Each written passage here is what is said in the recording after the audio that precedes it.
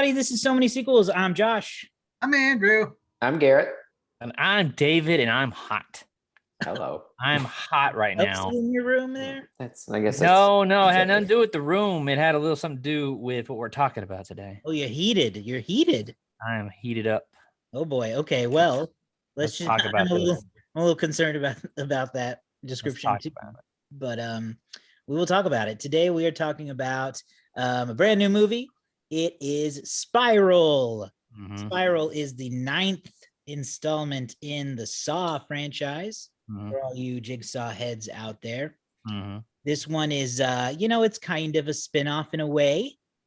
It was directed by Darren Lynn Bousman. I don't know how to pronounce it, but there you go.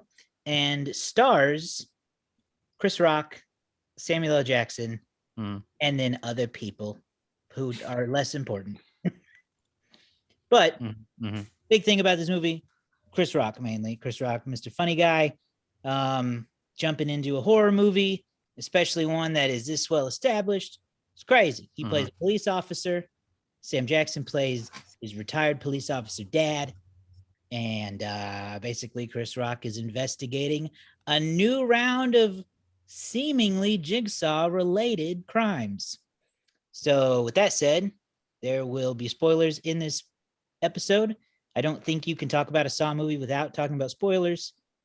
So you have been warned. We will ruin the movie for you if you haven't seen it yet. So very much so.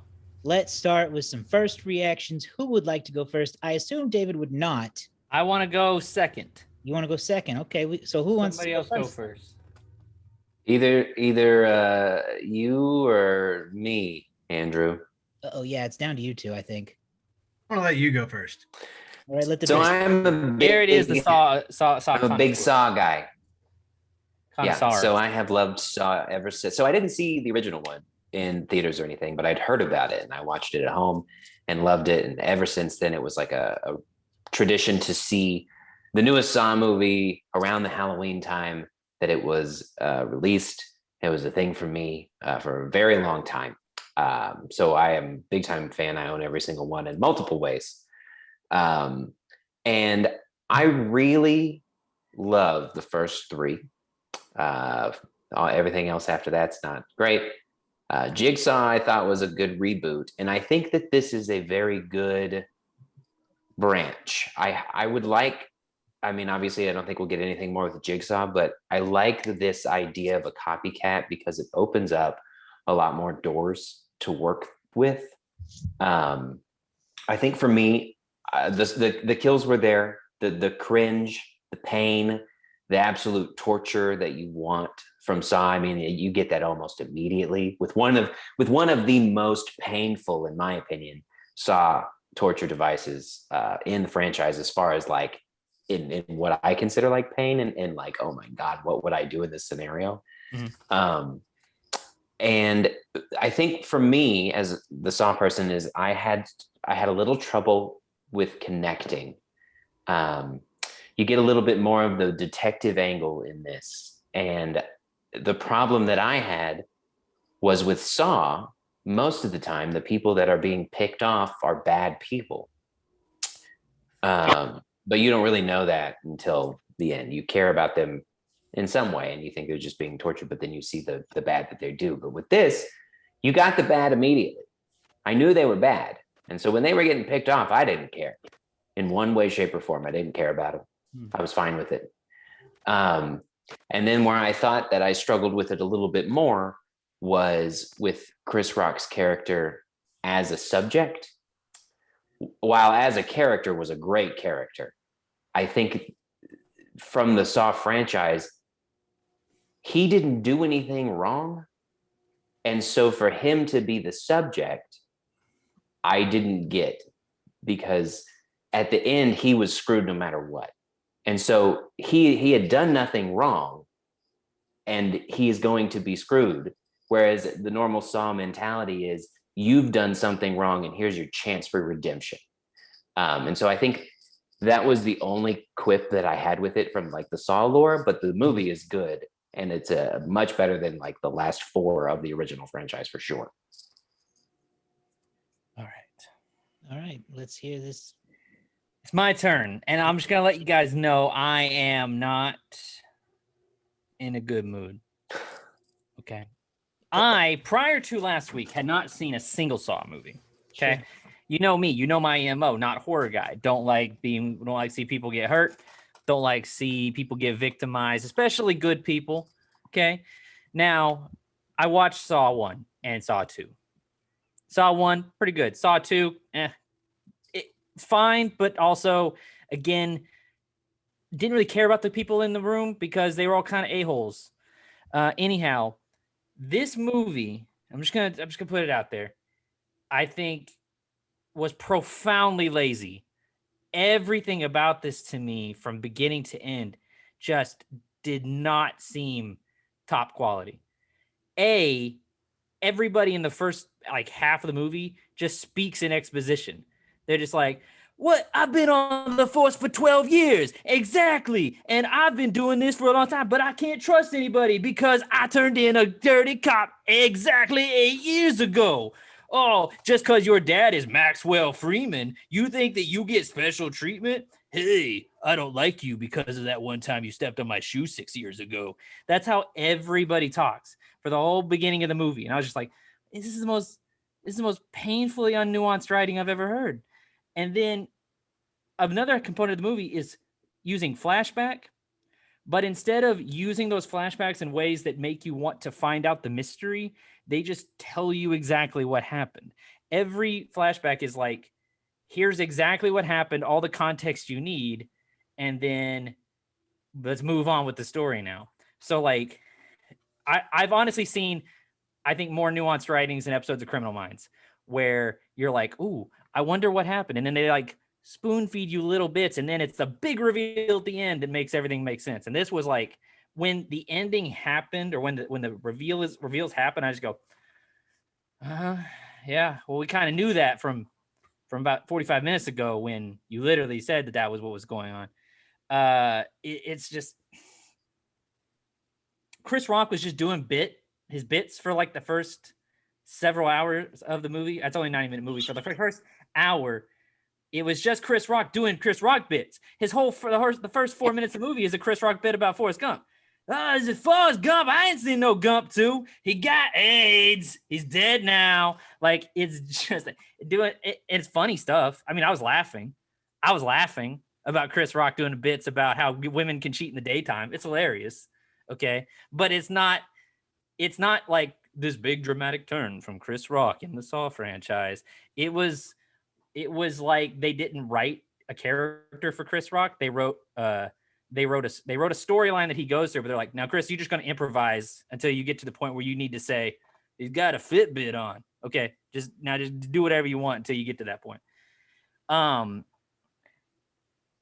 The big reveal, if you're paying attention at all, if you know the Saw franchise, is obvious from the moment.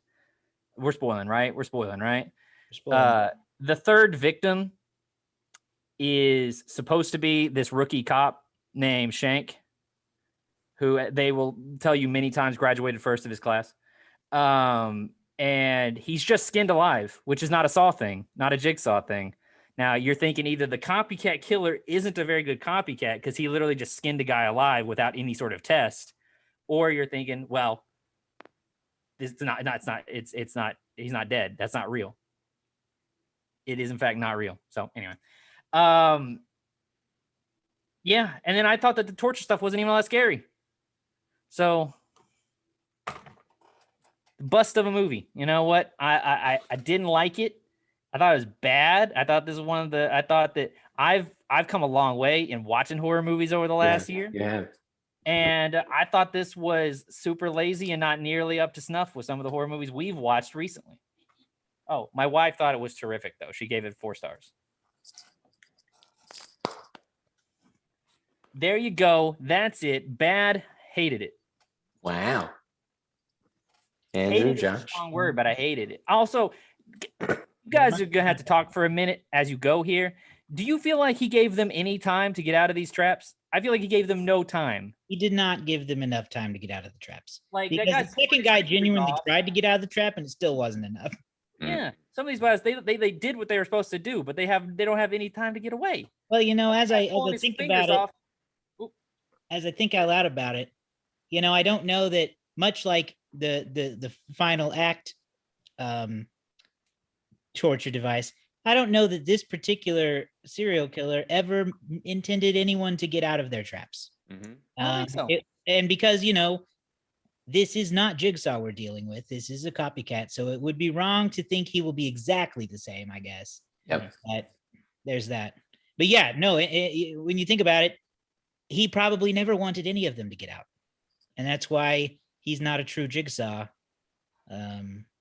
killer.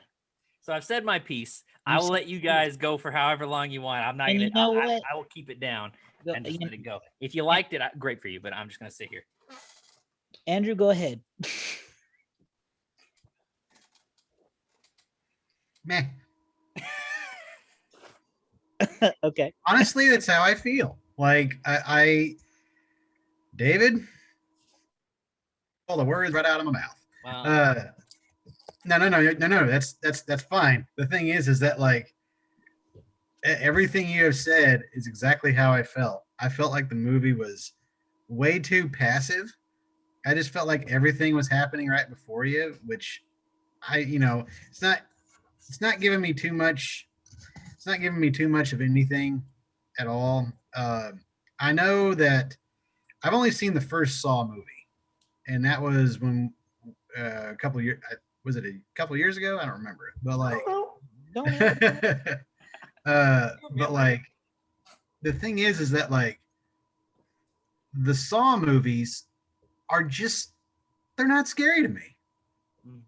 They're not scary, and I don't know if that's their intention or not. But like, where they get their scare factor, if you want to call it that, is from their gory aspects. So that's really why you're going to see these movies. You're really going to see these torture elements and what these guys are going to go through in order to get themselves free. Yeah. And yeah, David, you're right. Like, I feel like he gives them no time. I feel like like 90 seconds to get yourself free, or you're gonna die. Now, my wife proved to me that Jigsaw also gave people like sometimes like 60 seconds, 3 minutes, stuff like that. But I just want to point out that I think the aspect of the Saw movie that's also supposed to be scary is the mental anguish of, I have 3 hours to get out of this, and I've got to go all over this house and find all these keys, and I only have 3 hours. It takes 3 hours to get out of the thing, and I'll be dead in 2 hours and 50 minutes. I gotta find it. I gotta find stuff now or whatever. And that's just not here. Yeah. Josh, you haven't gone yet, but I'm gonna just jump in off that real quick because again, I think there's a big. You and I have seen them all, right, Josh? I've seen them all. Okay, so I think there's a big difference in that. Like the first 3 they do have a story, and then from there they became more torture devices. And I think that's just the way that Saw is at this point in time, is that you don't go into any Saw movie expecting it to be a good story-driven movie. You are going in for the torture elements because that's what they've built that franchise. Until they turn that, you're going to get that pretty passive writing, and you have to go in for the ride. Otherwise, you will be devastated probably by what you're getting. And that goes true with most of the Saw movies, where if you're going in expecting more than to be entertained by gore and torture, then you're not going to get much else out of it. That's my opinion. Josh? Yeah, so I can't argue with anything David said, and I won't try, but that said, I enjoyed this movie thoroughly. Thoroughly? From start to finish, absolutely had a great time. Nothing you said is wrong, and I had a great time. I will allow that because we are friends, and I have movies that are terrible that I love, okay? All right? Where are my Ghost of Girlfriends past friends out there, okay? Let's talk about why you like this movie despite the obvious flaws that I pointed out. Right. There's a lot of flaws, that for one, it hasn't been mentioned yet. There's really not enough Sam Jackson in this movie. Yes. I always want more Sam Jackson. Yes. He disappeared for too long. I wanted more. The cop cliches are extremely cheesy and cliched. These are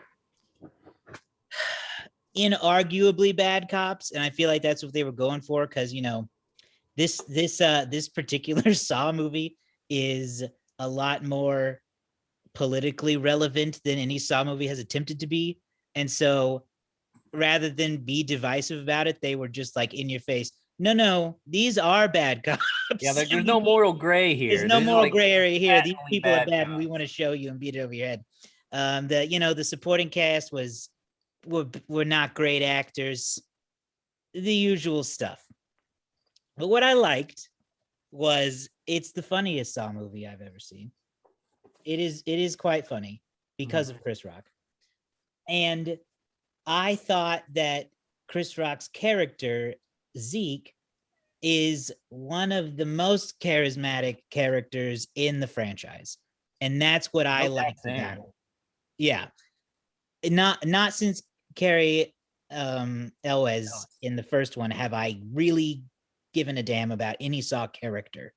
But I was invested in him because he's so fun to watch on screen. Yeah, he's very likable. He's very likable. He's funny. Yeah. Chris Rock was capable, I thought, of delivering those more serious anger moments when they came.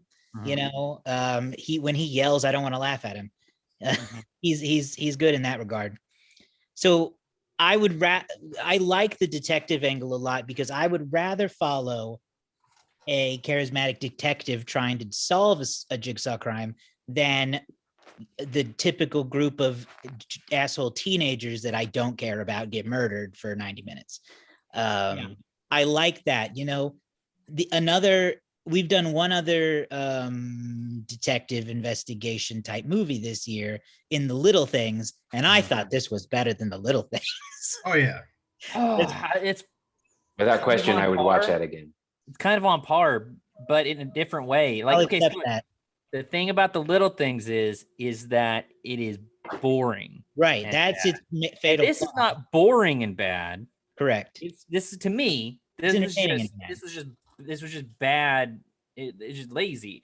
Garrett, you pointed out a great point, which is that this guy's end game is to torture and murder the father of the only person who avenged his dad. The only person who did right by his dad, Chris Rock. He's going to kill his father in front of him and puts him in an absolutely no-win scenario. Well, because even when he saves his dad, he can't save his dad because he's got this extra like surprise, into Fargo season 1 trick that he pulls off to get Sam Jackson murdered. It was like, I was like, what? Why? Yeah, that was again that did anything for you. The way that I'm framing it, and because who knows what they have down the line, if they have anything down the line, there's always a second in planning anymore. But for me, if you try to, I don't know, they tried to tie it to Saw and give me something different enough as far as the mechanics of it, where like, if I think of it like this is a copycat, and so they can set up something completely different, and who knows what the motives of this person is, like big time. Like, we know they told us what it was in the movie was to get the corrupt cops out. Mm-hmm. But for me, you took the one good cop. Zeke is the one good cop in the whole department, including Sam Jackson. Sam Jackson is a corrupt cop. And then you put the one good cop through this torturous thing, and he wants Zeke on his team to get out the corrupt cops. All you have to do is ask. Mm-hmm. He'll help you. Like, why do you put me through this torturous thing to surprise me at the end with my father, who I didn't know was corrupt, who you're telling me is corrupt, and now is saying that I either have to save him or kill him or whatever.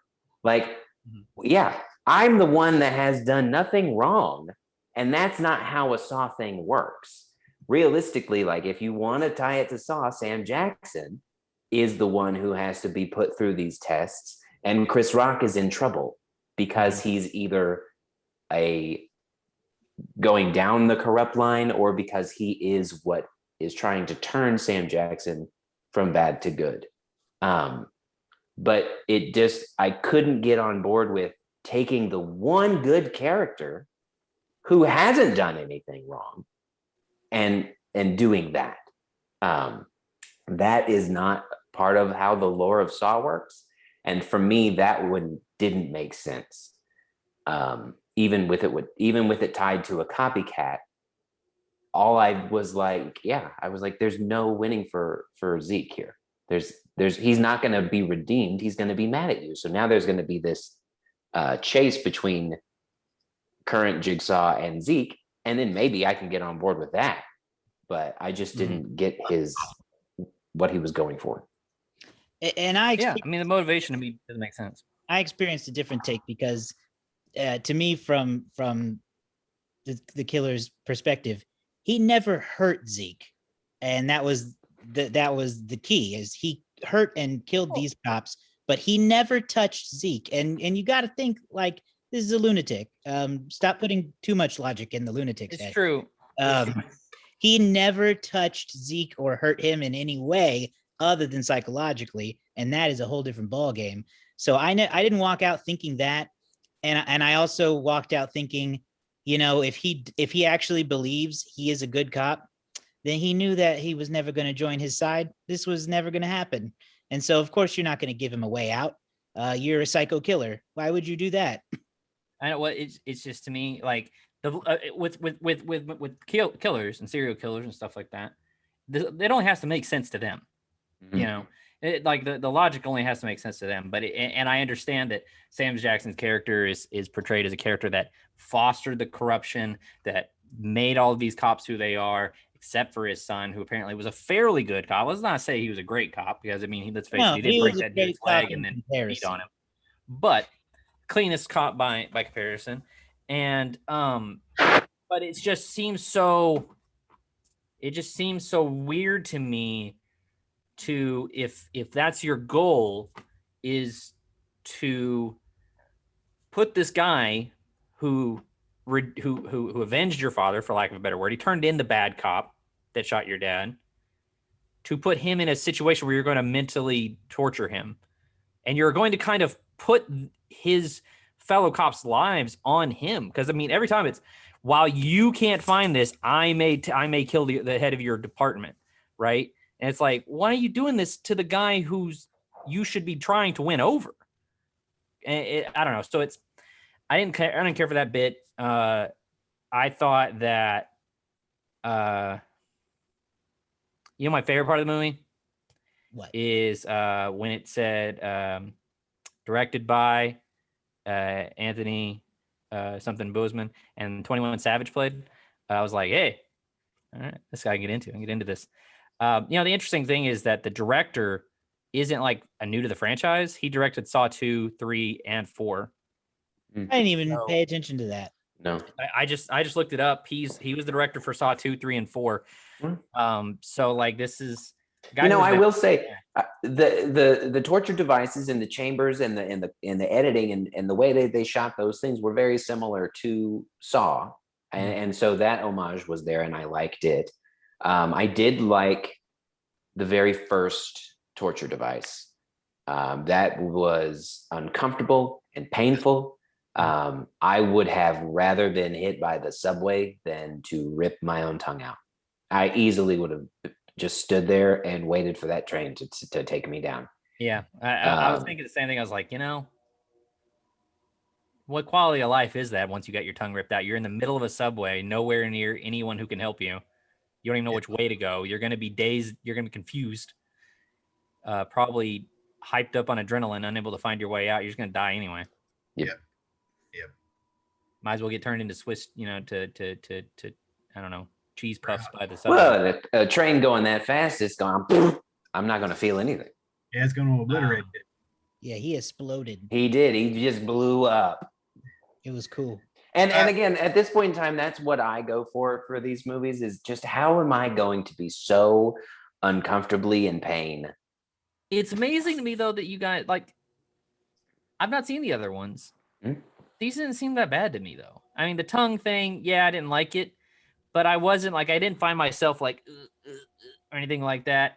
The fingers, it looked gross, but I also was kind of like the hot wax being poured on the face. But I was just kind of sat there and I was like, these aren't even like the scariest things you could do to people. I feel like. I agree with that. I think it's more just like an uncomfortable. I don't like body torture and changing things. Like it just makes me uncomfortable. Yeah. The eyeball stuff gets me. Easily the best trap in the movie for me is when he strings up Sam Jackson and turns him into a marionette who gets murdered by his own cops. Like that is a wild trap. Yeah. He's like, it's not, a gross out trap, but it's like it's a mess. It's a symbol. It's like mouse trap. It's kind of a poetic trap. Yeah. Which I think Jigsaw's supposed to kind of be into. There's kind of like a poetic, hey, you've spent your whole life lying to people. Now you must rip out the device or rip out the tool that's allowed you to do so. Right. That kind of stuff. It's, I get, and it was kind of funny. When it happened, when the little like gun thing comes out, I was like, the first thing I did think, I was like, oh, Fargo season 1, because if you've ever seen the Fargo on FX, which also this last season starred Chris Rock in a way better performance, was Billy Bob Thornton does that to a guy is he straps him to a thing with a gun and he calls the SWAT team. The SWAT team bursts in and this guy can't put the gun down because he's all taped up with a gun aimed at them. So they just blast him over and over and over. And they're like, he won't put it down. He won't put it down. Crazy. It was crazy. So, yeah. Andrew, you haven't said anything in a while. What did you feel about some of these tortures? I felt that some of these tortures were really the only one that I really thought was painful was the first one. That's the only one you thought was painful? Yeah, well, like not that's the only severing one your spinal cord or ripping off your fingers. No, or You're getting a monster. Yeah, but I don't know. Like when it comes to these things, like like the thing is about when you say about the editing, I was not impressed by the editing. I did not like the editing. I thought the editing. Well, the editing didn't like you either. Well, I mean, sure, but like I felt it actually kind of took away from it. I think you said that about the other saws. They could have lingered. And I disagree with you, but I respect your opinion. Like you're wrong because you're supposed to feel it along with them. The chaos, the torture, the destruction, the wildness. I don't. That's because your brain thinks like a movie. Do you and think not like an audience member? Do you think that it like say with the fingers?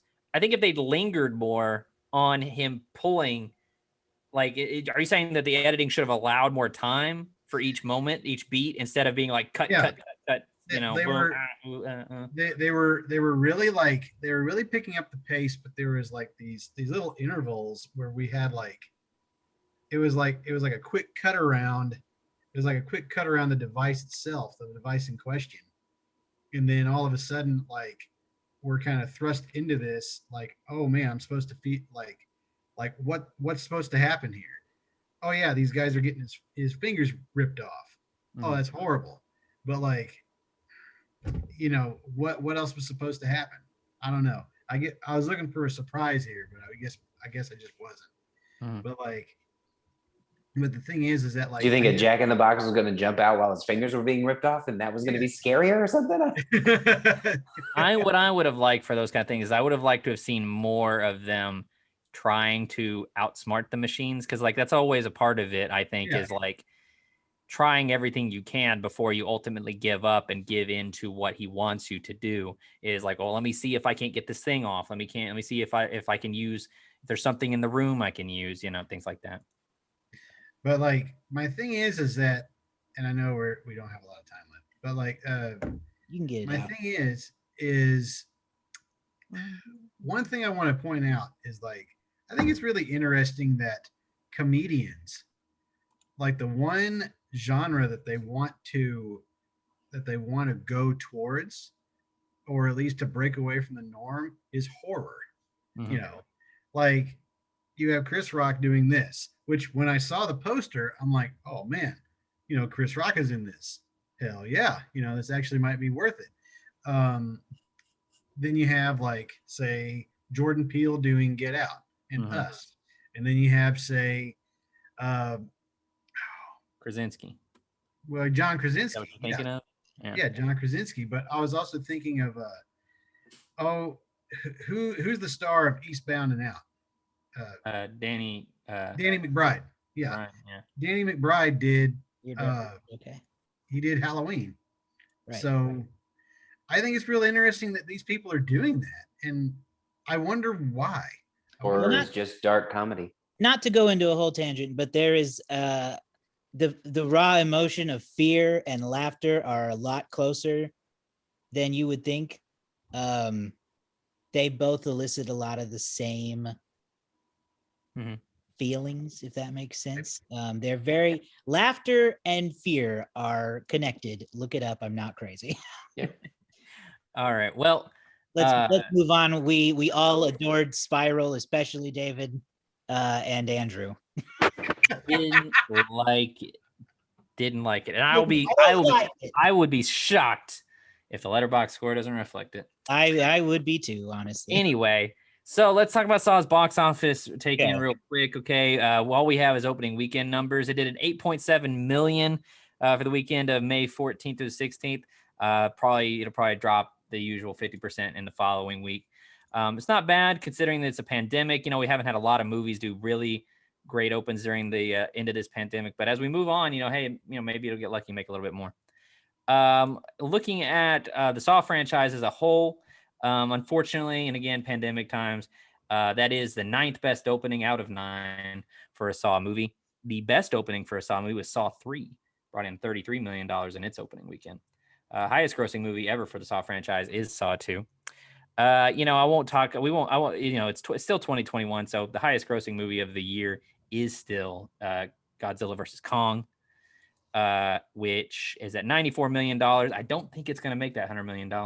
It had a chance to make $100 million in the US. Now, internationally, it's way past that. Number 2 movie, Ryan the Last Dragon. Number 3 is Tom and Jerry. Number 4, Mortal Kombat. Number 5, the third highest grossing movie of the year right now, domestically, Demon Slayer. That Demon Slayer, man. I'll tell you what. Heck yeah. We reviewed 4 of the top 5 there. So be sure to check out our other shows. The Letterbox game this week, I think, goes to Josh.